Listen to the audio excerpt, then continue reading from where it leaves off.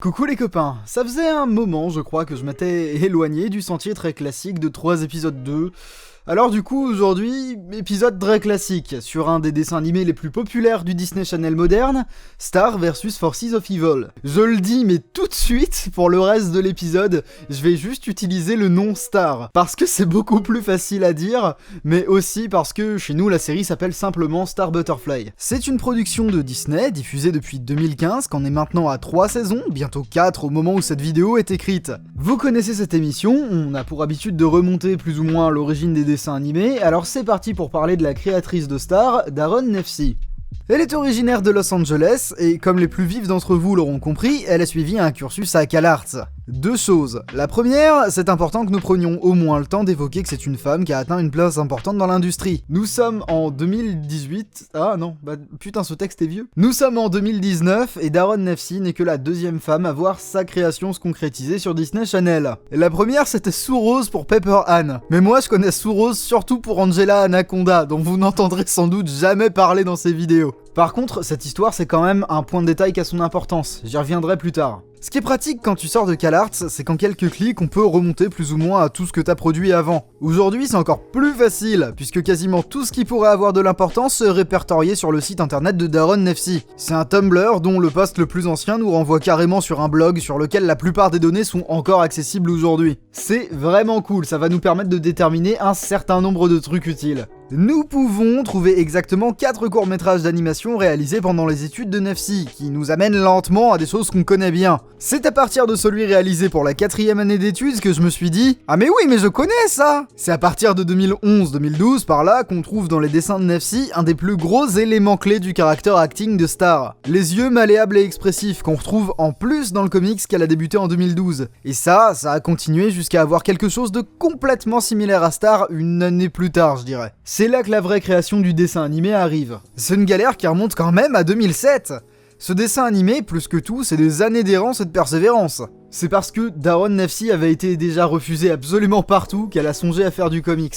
Et c'est parce qu'elle a fait du comics qu'elle a eu la force de présenter le truc à Disney. La philosophie de création de Daron Nefcy, dans le fond, c'est le rêve de n'importe quel artiste. C'est commencer pour créer quelque chose de personnel et magique plutôt que quelque chose qui serait censé se vendre. C'est une philosophie dont on pourrait longtemps débattre et dont elle a déjà pris le revers dans les dents en fait. L'anecdote veut qu'un tout petit peu avant sa rencontre avec Disney, on lui ait signifié que ce qu'elle avait développé était cool, mais que ça correspondait quand même pas tout à fait à ce que eux exigeaient pour la chaîne. Il lui a été demandé de repenser les personnages pour qu'ils soient un peu plus vieux et assez différents pour correspondre à l'audience correctement, mais c'est parce que Nefcy n'avait pas peur de recommencer qu'elle a pu faire voir le jour à la plus américaine des Magical Girls.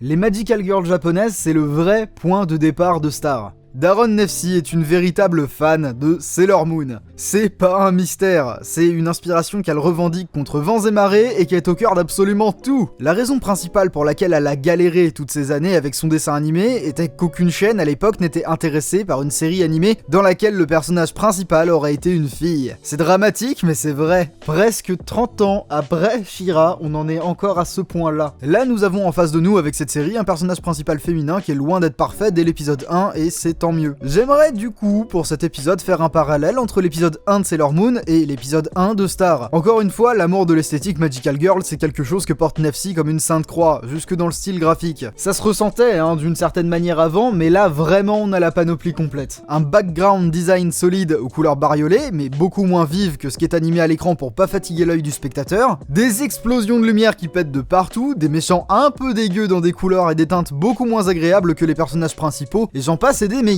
Cet épisode 1 me permet aussi d'adresser une critique qui est souvent faite ces temps-ci, dont j'ai peut-être déjà parlé, mais au pire je m'en bats les couilles, c'est ma vidéo, je me répète. Le fameux style CalArts, dont certains apprécient particulièrement de se moquer, c'est au mieux une norme industrielle en fait. C'est pas tellement une impasse artistique liée à l'école et à ce que t'apprendras en Californie, que plutôt une norme qui correspondra à une manière plus ou moins optimale de produire un programme animé en passant par des studios tiers qui sont les mêmes pour plus ou moins tout le monde, genre Rough Draft. Comprenez par là que le fait que le design des personnages de Star soit simple, c'est davantage lié au délai et aux conditions de production qu'à une éventuelle paresse que personne n'a jamais été foutu d'expliquer correctement. Je vous le dis tout de suite, j'ai pas réussi à mettre la main sur la pitch bible de Star. Par contre, j'ai réussi à trouver le fameux comics qui a permis à Nefsi de donner de la profondeur au dit pitch avant de le présenter à Disney, là, dont je parlais tout à l'heure. Et c'est là qu'on touche à quelque chose de vraiment méga intéressant. Dans le comics original, Star était une ado qui se prenait pour une magical girl. Elle avait rien de magique. Pareil pour Marco qui était moins gentil et plus fan de karaté. Je sais pas si ce sera exploité un jour, mais c'est une idée vachement chouette que je relie à titre personnel à l'âge de déconstruction des magical girls à la télé qu'on vit depuis quelques années. Madoka, toi-même tu sais. Blood Moon Ball, c'est le point culminant de cette première saison. En fait, c'est plutôt un des deux points culminants. Le deuxième, c'est Storm the Castle. Mais je m'en fous, c'est ma vidéo, je fais comme je veux, alors je prends Blood Moon Ball. C'est aussi une décision purement logique, en vrai. C'est un épisode qui a reçu un Annie Award dans la catégorie meilleure production pour enfants. De ce point de vue-là, le choix était tout fait. Selon moi, cette récompense a plus à voir avec l'écriture que l'animation. Plus que jamais, cet épisode, c'est une vraie preuve de maîtrise des personnages. Mon premier visionnage de cet épisode, c'est aussi le moment où j'ai commencé à m'accrocher aux personnages et à me dire un truc comme ah mais c'est cool votre truc là, merci Disney Channel. On arrive pile aux intentions d'écriture de Nefsi. Star le personnage, c'est pas qu'un prétexte pour faire des blagues. C'est un dessin animé qui a la volonté de vous amener un tout petit peu plus loin que ça. Blood Moon Ball, c'est aussi mon choix personnel, parce qu'il a fait intervenir une personne qui est selon moi bien la moitié du succès de ce dessin animé, Aaron Hammersley. C'est quelqu'un qui sur la saison 1 occupait déjà pas mal de fonctions, comme de l'écriture et du storyboard. À partir de là, il était devenu omniprésent. Il est souvent en tandem avec Dominique Besignano, à la réal ou au storyboard, et je dirais que c'est bien souvent les meilleurs épisodes de la série tout court. C'est simple, la saison 1, elle est marquée par une dualité entre le duo Besignano et Hammersley d'un côté, et éventuellement Mullen et Piluso de l'autre. Les épisodes d'Hammersley avaient tendance dans la saison 1 à être un tout petit peu plus sérieux que ceux de Mullen, et l'idée de passer sur une chronologie mieux posée en adoptant une équipe fixe à l'écriture à partir de la deuxième saison était sans aucun doute le meilleur moyen de nous prouver que les promesses de Nefsi seraient respectées.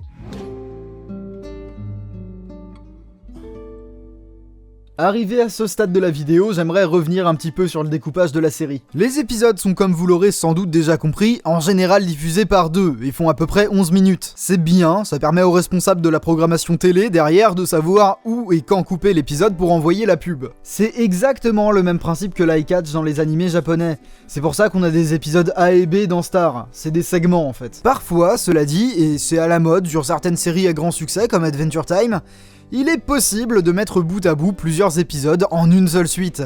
C'est ce qu'on appelle un arc, par opposition au standalone fait pour se consommer rapidement. Non, par contre, me faites pas dire ce que j'ai pas dit non plus. Il existe de très bons standalone et de très mauvais arcs, ça dépend de la série et du staff. Star, qui est plus ou moins composé de standalone, parfois reliés les uns aux autres, dispose d'un arc, au début de sa 3e saison. L'épisode dont je vais parler tout de suite est le dénouement de cet arc. Je parlais d'Hammersley un peu avant, et c'est justement un de ces épisodes. C'est le summum de la réalisation de toute la série, le plus gros effort collectif du staff. Le résultat, c'est au final quelque chose que vous et moi connaissons bien. C'est un épisode d'animé de Magical Girl découpé exactement comme un final de Precure, ou de n'importe quel autre Magical Girl de la Toei. De la situation désespérée à la transformation à la bagarre. Très sincèrement, pour de multiples raisons, je pense que c'est vraiment ce que la série a eu à nous offrir de mieux, et que ce sera extrêmement difficile d'aller au-dessus. L'histoire des difficultés de Daron Nefsi, c'est paradoxalement une énorme bouffée d'oxygène. C'est la preuve ultime que même si tu galères pendant des années, il reste toujours un espoir pour que le truc que t'as créé et auquel tu crois fonctionne à un instant T. Devant un tel exemple, je peux que tous vous encourager à faire des trucs, indépendamment de leur potentiel commercial. Voilà, c'est terminé pour cette fois-ci, j'espère que la vidéo vous aura plu. Commentez, partagez, ça me ferait très plaisir. J'ai peut-être un petit peu moins parlé d'animation pure cette semaine, parce que bon, j'avais envie de changer un petit peu de procédé d'écriture. Et surtout, il n'y avait pas d'ouvrage de référence, ce qui fait que ça a été un petit peu une galère à écrire, comme si je voulais écrire un truc sur Gravity Falls par exemple. C'est dommage, hein, vraiment, avec un artbook, on aurait pu mettre des mots plus précis sur les intentions du staff, ça aurait été peut-être un petit peu mieux. Mais bon, à défaut, je me suis contenté des infos gratuites et c'est sans doute très bien comme ça. Quoi qu'il en soit, on se retrouve la prochaine fois pour quelque chose d'un petit peu plus musclé. En attendant, je vous dis bisous tout doux. Hop hop hop, plusieurs petites choses avant que cette vidéo ne se termine pour de vrai. Dans l'ordre, pas de vidéo depuis un moment ici, simplement parce que j'essaie de faire évoluer le format. Je suis convaincu de pouvoir aboutir à quelque chose de beaucoup plus joli pour peu que je trouve une idée. En l'état, je suis profondément insatisfait par la forme de l'émission, mais ne vous en faites pas, j'y travaille. Je suis cela dit toujours méga présent sur YouTube, je suis sur 2-3 chaînes en même temps, c'est pas évident à gérer. Ensuite, parce que ça m'a été pas mal demandé, il y a un petit feat avec quelqu'un qui est prévu pour parler d'Over the Garden Wall. J'ai de mon côté quelques projets sur des dessins animés que vous n'avez pas vus, quelques trucs, non, tout ça va être vachement bien pour 2019. Et je profite aussi de cette fin de vidéo qui commence sérieusement à être trop longue pour vous inviter à soutenir Steven Universe Fantasy dans les difficultés qu'il rencontre. C'est le fameux site d'amateurs vachement cool dont je vous avais déjà parlé, ils sont chaudement enjoints à cesser leur activité quant à Steven Universe. Mais je vous avoue que quand je vois l'état de la distribution du dessin animé dans notre beau pays, ça me ferait mal d'être du côté des ayants droit. C'est notamment aussi grâce à eux que Star vs Forces of Evil se transmet de manière très informelle en France, alors 10 000 cœurs sur vous les copains, courage.